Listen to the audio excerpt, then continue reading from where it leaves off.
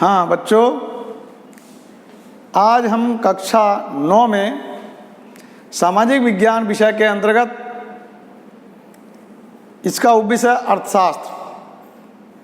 अर्थशास्त्र में हम पाठ 3 निर्धनता एक चुनौती, इसके बारे में विस्तार पूर्वक बताएंगे। आशा है आप ध्यानपूर्वक सुनेंगे और जो हम आपको निर्धनता के बारे में बताएंगे, उसके उपाय बताएंगे, उनको गहनता से अध्ययन करके और उनको दूर करने का अपने आप भी कोई ना कोई सुझाव सोचेंगे। निर्धनता का शाब्दिक अर्थ है गरीबी, पॉवर्टी कहते हैं इसको अंग्रेजी में। तो गरीबी, जैसा कि आपने आम समाज में भी सुना है, हम भगवान से भी ये प्रार्थना करते हैं कि भगवान गरीबी किसी को ना दे। तो गरीबी व्यक्ति के लिए एक अभिशाप है। निर्धनता का जो पैमाना है वो अलग अलग देशों में अलग अलग उसका माप रखा गया है। तो इसलिए हम गरीब ना बने, इसको कैसे दूर करें गरीबी को, इसके लिए हमारा समाज और हमारी सरकार दोनों ही प्रयास कर रहे हैं गरीबी को दूर करने के लिए। तो निर्धनता हमारे सामने एक चुनौती के रूप में है। इससे हम कैसे छुटकारा पा सकते हैं, इसके बारे में हम आपको बताने जा रहे हैं। वैसे तो हम अपनी मूल आवश्यकताओं की पूर्ति न कर पाएं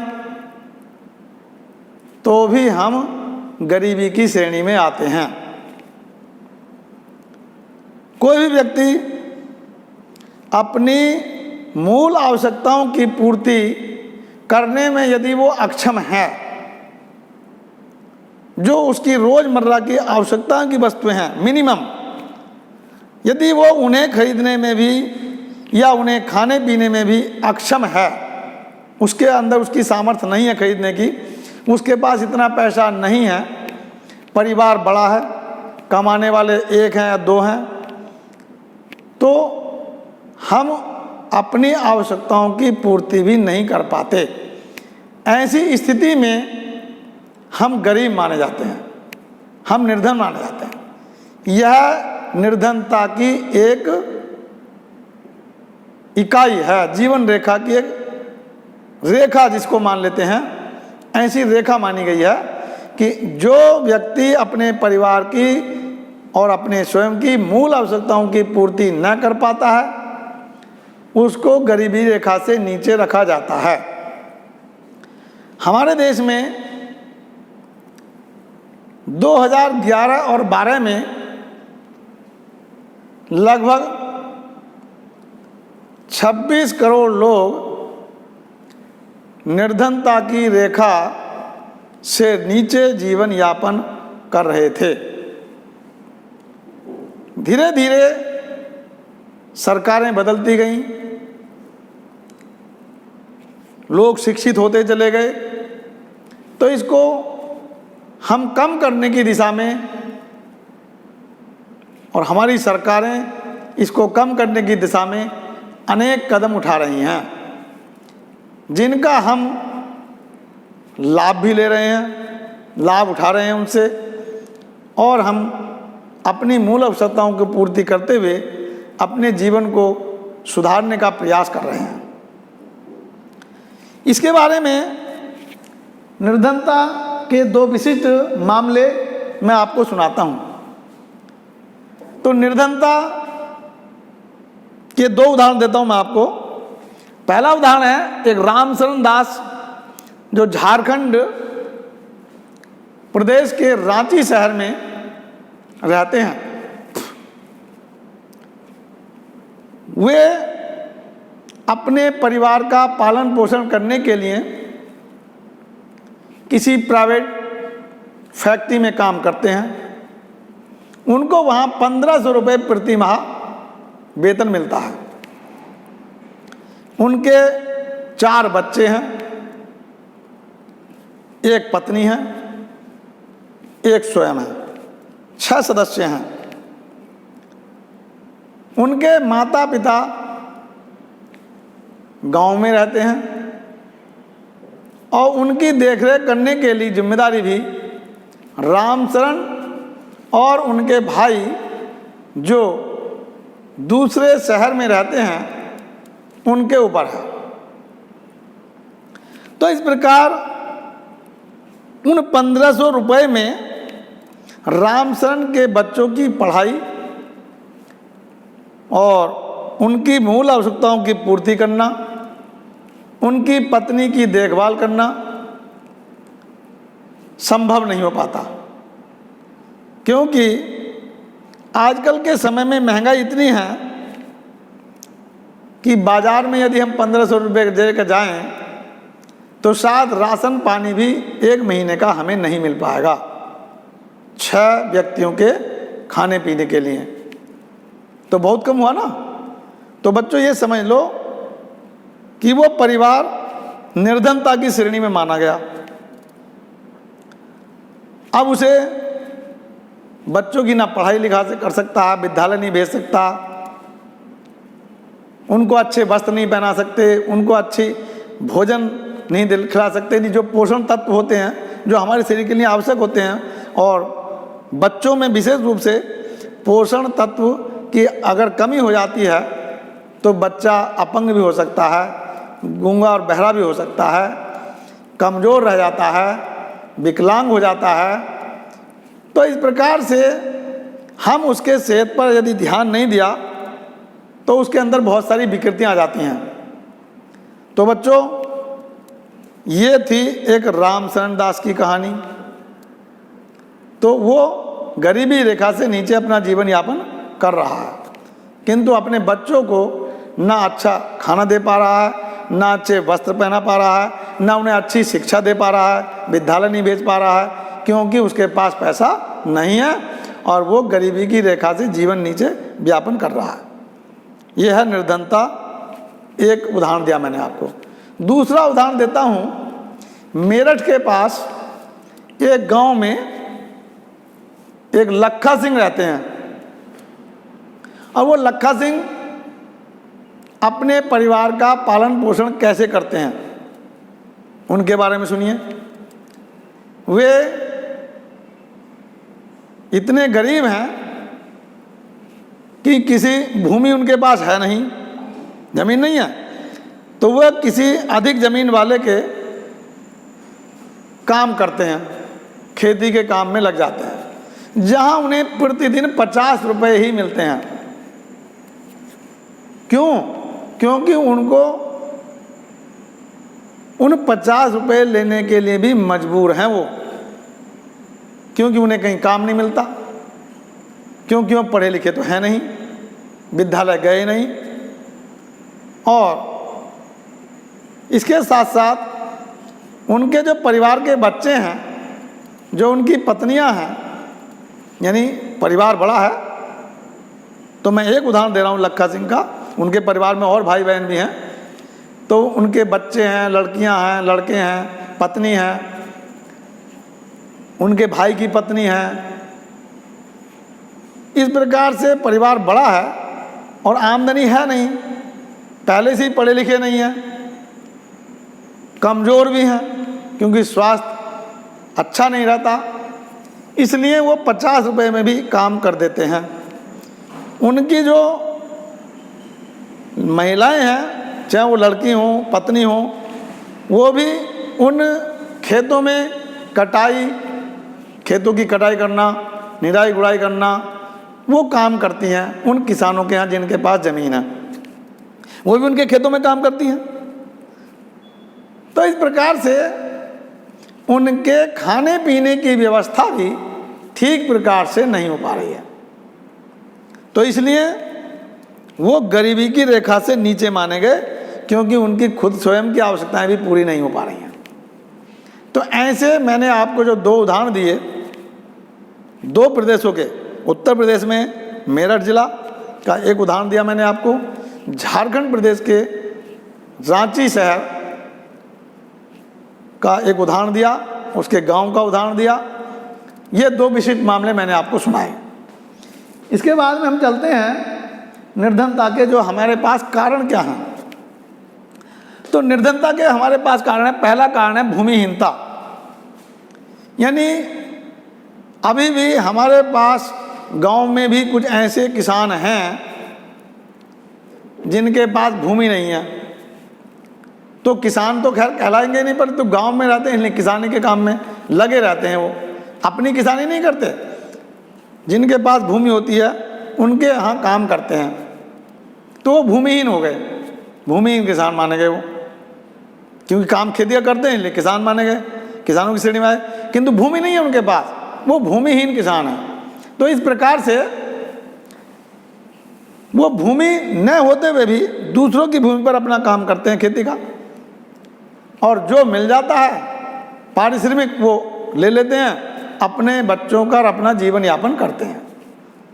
खाने पीने के लिए भी वे उन पर आश्रित रहते हैं जिनके यहाँ वो काम करते हैं, वहीं से उनको राशन पानी मिल जाता है, थोड़ा बहुत गेहूँ चावल या अन्य कुछ वस्तुएं जो खाने पीने की हैं वो उनको मिल जाते हैं, थोड़े बहुत पुराने वस्त्र मिल जाते हैं।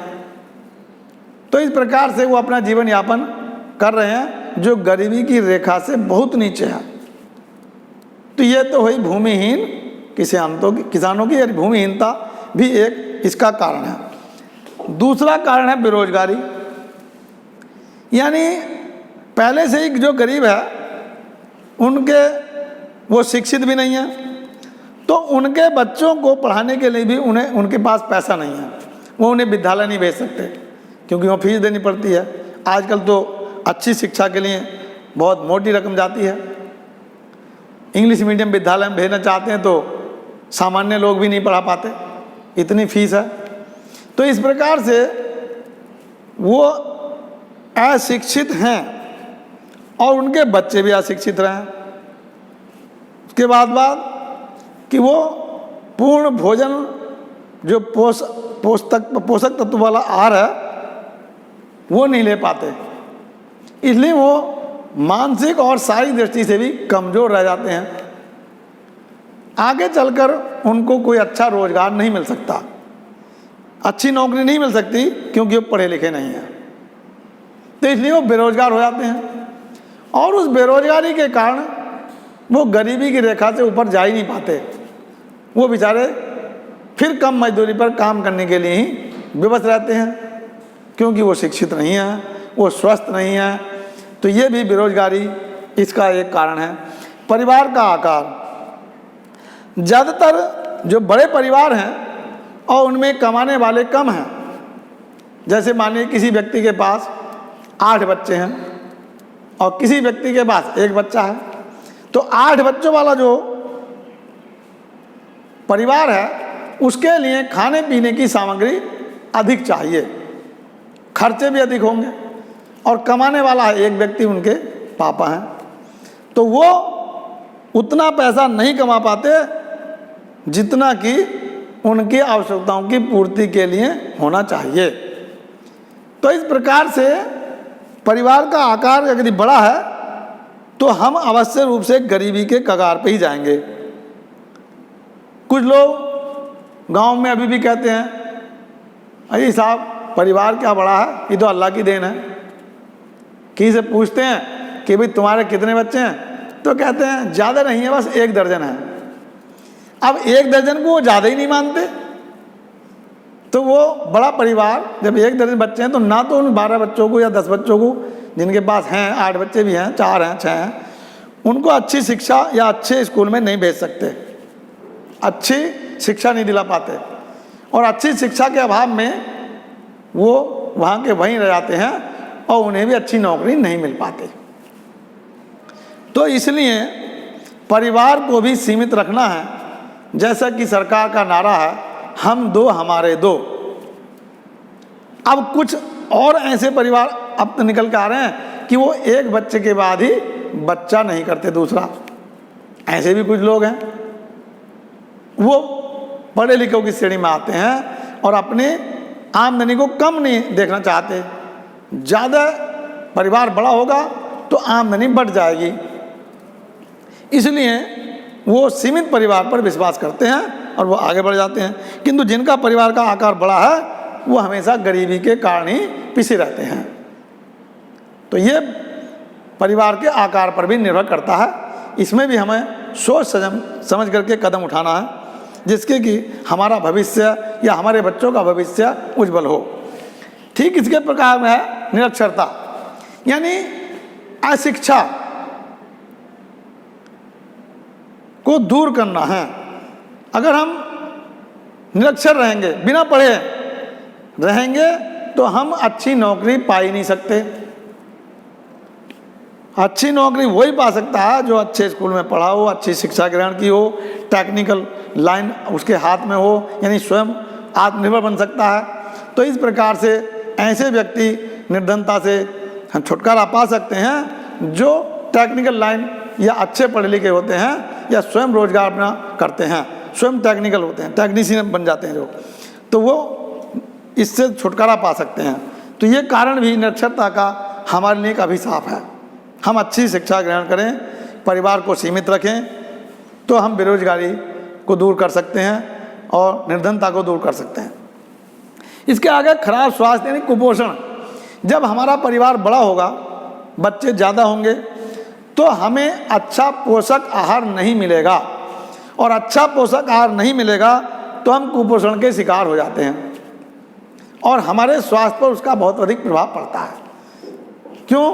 क्योंकि हमारे शरीर के लिए भी, जैसा कि बताया गया है कि गांव के व्यक्ति के लिए 2400 कैलोरी ऊर्जा प्रति व्यक्ति प्रतिदिन मिलनी चाहिए, और शहरी व्यक्ति के लिए 2100 कैलोरी ऊर्जा प्रति व्यक्ति प्रतिदिन मिलनी चाहिए। किंतु हमारे पास अच्छे खाने का इंतजाम नहीं है। हम सब्जी, फल, दूध या अच्छे प्रकार के मेवे, मिष्ठान ये नहीं खा सकते, तो हम या हमारे बच्चे स्वास्थ्य में किसी न किसी रूप में कमज़ोर रह जाते हैं। वो अपंग हो सकते हैं या वो गूंगे बहरे भी बन सकते हैं, शारीरिक दृष्टि से कमज़ोर हो जाते हैं, मानसिक दृष्टि से कमज़ोर हो जाते हैं। तो इसलिए ये कुपोषण भी हमारे लिए एक कारण है जो निर्धनता का मुख्य कारण है। ठीक इसके आगे बाल श्रम। अब बाल श्रम क्या है?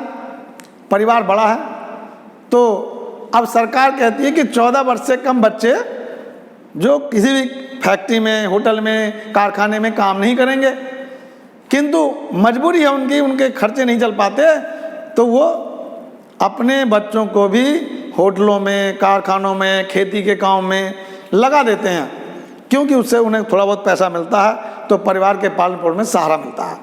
तो इसलिए बाल श्रम कराना ये एक निर्धनता का कारण है। जिस परिवारों में निर्धनता नहीं है उनके बच्चे काम नहीं करते जब तक वो पूरी शिक्षा ग्रहण न कर लें। तो ये बाल श्रम पर रोक सरकार ने भी लगा रखी है, किंतु फिर भी हमारा समाज जब गरीब है तो उसका पालन नहीं कर पाता, ना ही सरकार उसको इतना देती है। इसके आगे पॉइंट है असहायता, यानी सरकार भी सहायता कहाँ तक दे, तो इसलिए वो सरकार की सहायता होते हुए भी असहाय रहते हैं। क्यों? हमारे देश में ऐसे निर्धनता के जो कारण हैं, उनके परिवार जो हैं ऐसे, उनकी संख्या ज़्यादा है। 26% लोग 2011 और 12 में भी निर्धनता यानी गरीबी रेखा जिसे मानते हैं उससे नीचे अपना जीवन यापन कर रहे थे 11-12 में। अब 2020 चल रही है तो भी मैं मानता हूं कि कम से कम 22 से 25% तक अभी नीचे ही हैं, उनका जीवन स्तर नहीं उठा। क्यों नहीं उठा? क्योंकि वे गरीब इसलिए हैं कि उनके माँ बाप नहीं पढ़े हुए थे, और गरीब थे तो उनके बच्चे भी नहीं पढ़ पाए, क्योंकि पढ़ाई के लिए पैसा खर्च होता है। स्वास्थ्य के लिए, खाने पीने के लिए अच्छे फल सब्जियां या अच्छा दूध, पोषण तत्व पाए जाते हैं, वो हम नहीं ले पाते। तो इसलिए जो आने वाली पीढ़ी है, जो गरीबों के बच्चे हैं, वो अच्छा शिक्षा ग्रहण नहीं कर पाते, स्वास्थ्य अच्छा नहीं रहता उनका, तो कहीं नौकरी अच्छी पा ही नहीं सकते। तो ये कारण हमारे बेरोजगारी के, ये निर्धनता के जो कारण है, ये हमने गिनाए। अब इसमें है सामाजिक वैज्ञानिकों की दृष्टि में निर्धनता कैसे मानी गई है। सामाजिक वैज्ञानिक दृष्टि में, जो सामाजिक वैज्ञानिक दृष्टि में एक है सामाजिक अपवर्जन। सामाजिक अपवर्जन एक ऐसा शब्द है, मान लीजिए हमारे देश में एक जातिवाद का भी नारा है। कुछ गरीब जाति के लोग हैं या कमज़ोर वर्ग के लोग हैं, निर्धन हैं ज़्यादा, या जिसे हम दलित जाति मानते हैं, ऐसी जाति के कुछ लोग हैं, तो वो अच्छे संगत में नहीं बैठ सकते। अच्छी संगति वाले लोग उनका अपवर्जन कर देते हैं, उनका बहिष्कार कर देते हैं। तो उनको मजबूरन अपने ही स्तर के लोगों में रहना पड़ता है और उनका विकास नहीं हो पाता, उनका शारीरिक और मानसिक विकास नहीं हो पाता और वो आगे नहीं बढ़ पाते, क्योंकि उन्हें अच्छे समाज में, अच्छे व्यक्तियों में, अच्छी ज्ञान वाले जो बुद्धिमान व्यक्ति हैं, उनके वैसी सीख नहीं मिल पाती, तो वहाँ के वहीं रह जाते हैं। जैसा कि आपने देखा है कि रेलवे स्टेशनों पर, पुलों पर आपने बहुत सारे गरीबों को वहाँ बैठे हुए देखा, पंक्ति में बैठे रहते हैं, पैसे मांगते रहते हैं, खाने पीने का सामान भी उनके पास नहीं है बेचारों के, रात में ठंड से बचने के लिए उनके पास कपड़े भी नहीं हैं, फुटपाथों पर रहते हैं। तो इस प्रकार की गरीबी हमारे देश में सबसे ज़्यादा है। दूसरा है असुरक्षा। अब उनकी सुरक्षा भी नहीं है, बारिश हो रही है बेचारे भीग रहे हैं, ठंड पड़ रही है लिहाफ नहीं है तो ठिठुर रहे हैं। तो उनकी सुरक्षा की जिम्मेदारी कोई ले नहीं रहा, वो असुरक्षित अपने को महसूस कर रहे हैं, और असुरक्षित महसूस करते हुए वे जितना वो काम करते हैं वो उससे और नीचे चले जाते हैं, क्योंकि उनके पास रोजगार तो मिलता नहीं। क्यों नहीं मिलता? क्योंकि अशिक्षित हैं, अपंग हैं, स्वास्थ्य उनका ठीक नहीं है, पढ़े लिखे कम हैं, तो वो और भी ज़्यादा नीचे चले जाते हैं, और ऐसे लोगों की संख्या भारत में अधिक है। तो इसलिए वो असुरक्षा भी महसूस करते हैं। इसके बाद में निर्धनता रेखा, ये अलग अलग देश की निर्धनता रेखा अलग अलग होती है। ये निर्धनता रेखा के बारे में बता रहा हूँ मैं आपको। निर्धनता रेखा यानी आपको सामने कहीं ज़मीन पर कोई खिंची हुई रेखा नहीं है जिसे आप समझे निर्धनता रेखा है। ये अलग अलग देशों का एक माप है कि निर्धन व्यक्ति कौन है। जैसे कि सामान्य तौर पर हम कहते हैं कि जो व्यक्ति अपनी मूल आवश्यकताओं की पूर्ति करने में अक्षम रहता है, उस व्यक्ति को निर्धन मान लिया जाता है, वो निर्धनता की रेखा मान ली जाती है, उसका ये माप लग दिया गया। किंतु अब ये अलग अलग है। संयुक्त राज्य अमेरिका नाम सुना है आपने? तो संयुक्त राज्य अमेरिका उत्तरी अमेरिका का एक शक्तिशाली राष्ट्र है, देश है, और वहाँ पर जो निर्धन माना जाता है वो उसे माना जाता है जिसके पास कार नहीं है, वो निर्धन है। किंतु हमारे देश में जिसके पास कार है उसे अभी भी भोग विलासता का जीवन व्यापन करने वाला व्यक्ति माना जाता है। हमारा गरीब किसे मानते हैं? निर्धन। हमारा गरीब निर्धन उसे मानते हैं जिसके पास उसके खाने पीने की वस्तुएं नहीं हैं, वस्त्र नहीं हैं, उनके पास ईंधन नहीं है, उनके पास कपड़े नहीं हैं। तो ऐसे जो व्यक्ति हमारे देश में असहाय लोग रहते हैं, जिनके पास उनकी स्वयं की आवश्यकताओं की पूर्ति करने के लिए भी साधन नहीं है, वो हमारे देश में गरीब हैं। तो कितना बड़ा अंतर हुआ। कार वाले को यहाँ भोग विलासता का कारण मानते हैं कि राजा राशि ठाट बाट में ले रहा, और वहाँ कार वाले को जिसके पास कार नहीं वो गरीब हो गया। तो यहाँ खाने पीने की वस्तुएं नहीं उसे बाहर मिल रही। मैं एक उदाहरण देता हूँ आपको। हमारे देश में जो व्यक्ति जिसको एक व्यक्ति को एक दिन में खाने के लिए मिलता है, मान लीजिए हमारे देश में एक व्यक्ति को एक दिन में 1 किलो खाने के लिए मिलता है, खाने की सामग्री यानी पानी को छोड़कर। तो पेय पदार्थ छोड़कर खाने पीने की जो सामग्री है, आटा, दाल, चावल या फल सब्जियां, जो खाता है एक दिन में वो 1 किलो खाता, मान लीजिए। तो अब हम चलते हैं संयुक्त राज्य अमेरिका में, तो वहाँ का एक व्यक्ति हमारे देश के एक व्यक्ति से 8.5 गुना अधिक खाता है। यानी वहाँ का एक व्यक्ति एक दिन में 8.5 किलो खाता है। तो कितना बड़ा अंतर हुआ। तब हम देखते हैं हमारे देश के राष्ट्रपति, प्रधानमंत्री, विदेश मंत्री जब घूमने के लिए जाते हैं विदेशों में, चाहे वो फ्रांस में जाएं, जर्मनी जाएं, यूएसए जाएं, कनाडा जाएं, तो वहाँ पर हमारे देश के जो व्यक्ति हैं वो बौने साबित लगते हैं उनके सामने।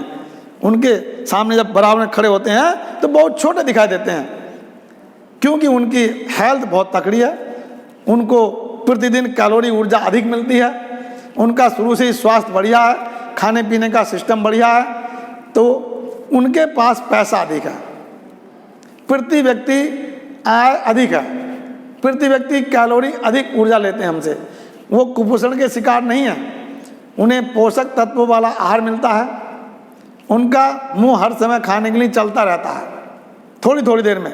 वो एक साथ नहीं खाते, जैसे हमारे यहाँ एक आदमी एक साथ बैठ गया किसान तो 10 बार रोटी पछाड़ दी उसने एक साथ, बाद में छुट्टी उसकी, पानी पी लिया गिलास 2 लोटे।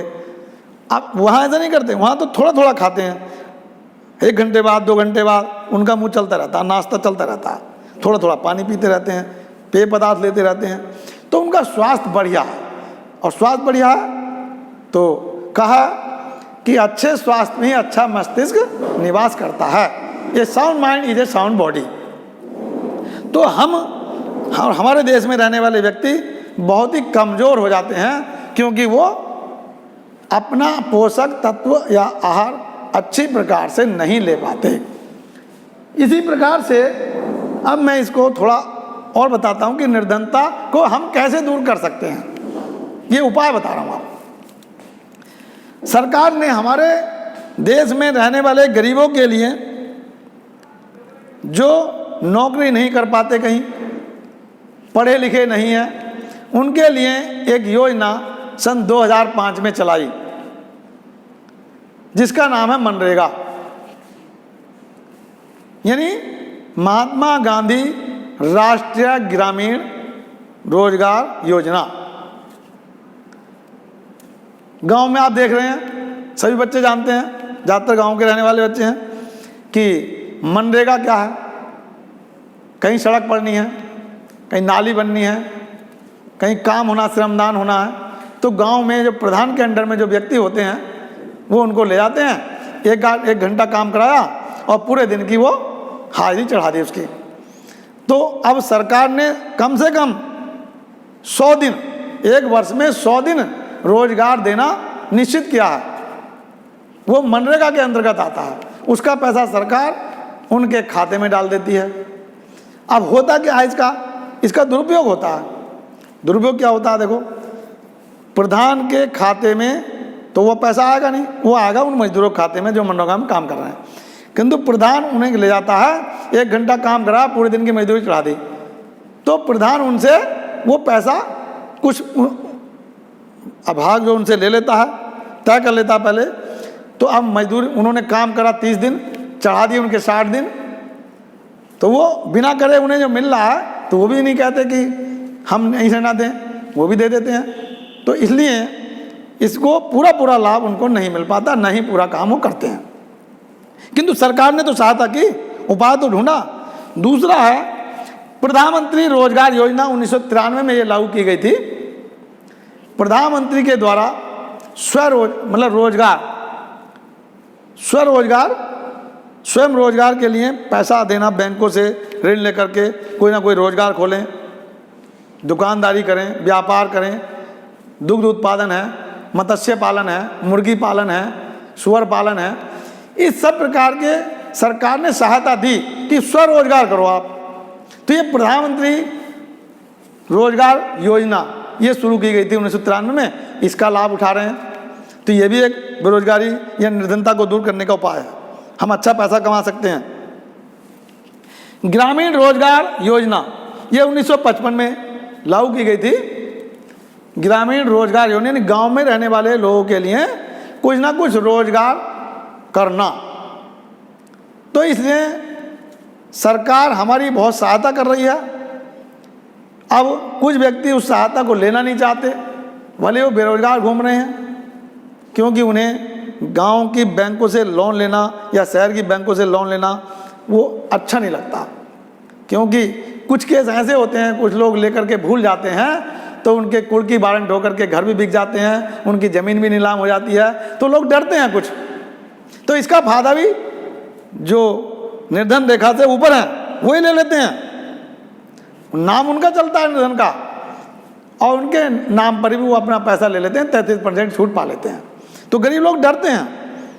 किंतु अब काफ़ी सुधार आ गया है जब से लोगों में शिक्षा अच्छी हो गई है। वर्तमान समय में हमारे देश में पहले की तुलना में शिक्षितों की संख्या अधिक हुई है। अब लगभग हमारे देश में 80 से 85% लोग शिक्षित हैं। इसका ग्राफ बहुत तेज़ी से बढ़ा है, क्योंकि सरकार ने हर गांव में स्कूल खोल दिया है। कोई गांव ऐसा नहीं जिसमें सरकारी स्कूल ना हो। 5वीं तक, 8वीं तक, 10वीं तक, लड़कियों के लिए अलग स्कूल, इंटर कॉलेज की व्यवस्था ब्लॉक स्तर पर सरकार के द्वारा निश्चित है। तो इस प्रकार से हमारे ये गांव में ग्रामीण रोजगार योजना चली। अब है प्रधानमंत्री ग्रामोदय योजना। प्रधानमंत्री ग्रामोदय योजना यानी प्रधानमंत्री के द्वारा गांव के विकास के लिए जो योजनाएं चलाई गई हैं उनको प्रधानमंत्री ग्रामोदय योजना का नाम दिया गया। तो बच्चों, मैंने आपको पाठ पढ़ाया निर्धनता के बारे में। हम निर्धनता के कैसे छुटकारा पा सकते हैं, ये मैंने आपको कुछ उपाय बताए जो सरकारी उपाय भी हैं, और हम स्वयं भी स्वरोजगार से इनको दूर कर सकते हैं। अब इस आपको पाठ पढ़ना है, इसका PDF हम आपको भेजेंगे, वीडियो भेजेंगे। तो पहले आप वीडियो जरूर देखें, उसको सुने, उसके बाद में PDF में जो काम भेजा वो करें। ठीक है बच्चों, धन्यवाद।